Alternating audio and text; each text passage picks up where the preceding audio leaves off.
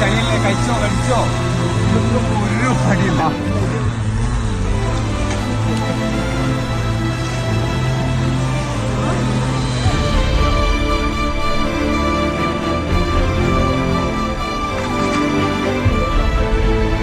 இது அல்லவோங்க மனித நேயம், இதுதாங்க உண்மையான பாசம்.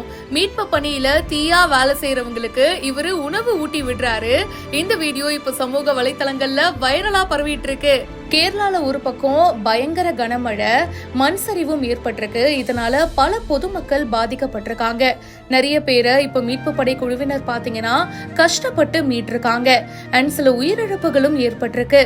இங்க ஒரு பக்கம் மழை பெஞ்சிட்டு இருக்கு. ரெயின் கோட்லாம் போட்டுட்டு மீட்பு குழுவினர் பாத்தீங்கன்னா மீட்பு பணியில தொடர்ந்து ஈடுபட்டு இருக்காங்க. அப்போ ஒருத்தர், அட உங்களுக்கு பசிக்கும்ல, நான் ஊட்டி விடுறேங்க அப்படின்னு சொல்லிட்டு ஒவ்வொருத்தருக்கா போயிட்டு சாப்பாடு ஊட்டி விடுறாரு. முதல்ல கொஞ்சம் ஹெசிடேட் பண்றாங்க. ஆனா அதெல்லாம் மீறி, ஏங்க இதுல என்னங்க இருக்கு, உங்க ஃப்ரெண்டா இல்ல அண்ணனா என்ன நினைச்சுக்கோங்க, நான் உங்களுக்கு ஊட்டி விடுறேன்னு பாசத்தோட ஊட்டி விடுறாருங்க. கண்ணாலேயே இந்த விஷயத்த கன்வேயும் பண்றாருன்னா பாத்துக்கோங்க. சாப்பிட கூட நேரம் இல்லாம அவங்க எல்லாருமே ரொம்ப பசியோட தான் வேலை செஞ்சுட்டு இருக்காங்க. சோ அப்படிப்பட்ட அவங்களுடைய பசிய போக்கணும்னு நினைச்சாரு பாருங்க. ப்ரோ, நீங்க வேற லெவலு. பொதுமக்கள்ல ஒருத்தர் தான் இந்த விஷயத்த பண்ணிருக்காரு அப்படின்னு சொல்லப்படுது.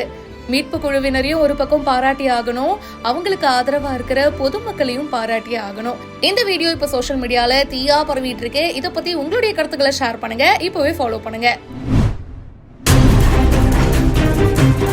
என்கிட்டயா காசு கேக்குற, இப்போ என்ன பண்றேன் பாருங்கிற மாதிரியா தள்ளு வண்டி உணவு கடையை மது போதையில் இடித்து தள்ளிய கார்.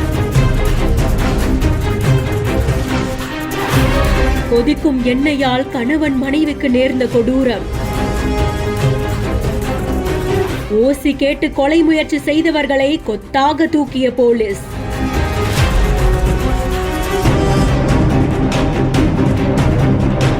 கிருஷ்ணகிரி மாவட்டம் ஓசூரை சேர்ந்தவங்க தான் 54 வயதான ராஜயோகியம் மற்றும் அவங்களுடைய மனைவி 48 வயதான விஜயா. இந்த தம்பதி பாரதிதாசன் நகர்ல இருக்கக்கூடிய ரயில்வே சுரங்கப்பாதைக்கு பக்கத்துல ஒரு ஃபாஸ்ட் ஃபுட் உணவகத்தை நடத்திட்டு இருக்காங்க. சிக்கன் 65, சிக்கன் ரைஸ் உள்ளிட்டவைய செஞ்சு கொடுக்கறாங்க. வழக்கம் போல வியாபாரம் செஞ்சுட்டு இருக்கும் போதுதான் திடீர்னு மது போதையில கார் ஒன்றுல 2 பேர் வந்திருந்திருக்காங்க.